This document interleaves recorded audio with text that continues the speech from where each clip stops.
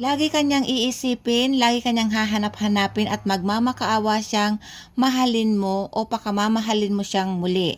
Gawin mo ito ng may lubos na paniniwala. Palala po mga kaswerte, mag-ingat tayo sa mga scammer na ginagamit ang aking video para manloko ng tao. Gawin mo ito kahit anong araw at oras, mag-focus ka at mag-concentrate ka sa iyong ginagawa. I-manifest mo si target mo habang ginagawa mo ito.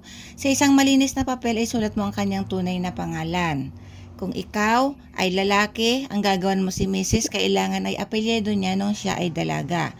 Tapos kumuha ka ng buhok mo na ikaw ang gagawa, ang gagamitin mo, iligay mo dyan sa pangalan ni target mo.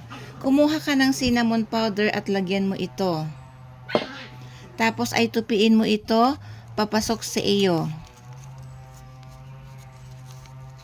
Pag natupi mo na, kumuha ka ng pulang panali, pwedeng pulang ribbon, pwedeng pulang sinulid. Talian mo ito, tapos buhulin mo. So halimbawa nabuhol mo ng mga kaswerte, ay itago mo na ito sa iyong damitan. Doon mo lamang ito kahit kailan mo gusto. Kung gusto mo naman itong palitan, halimbawa, ang na-o-obsess na sa target mo, pwede mo na itong sunugin tapos gumawa ka uli ng bago. Same procedure lang po mga kaswerte. Maraming salamat po. Mag-iingat po tayo sa mga scammer.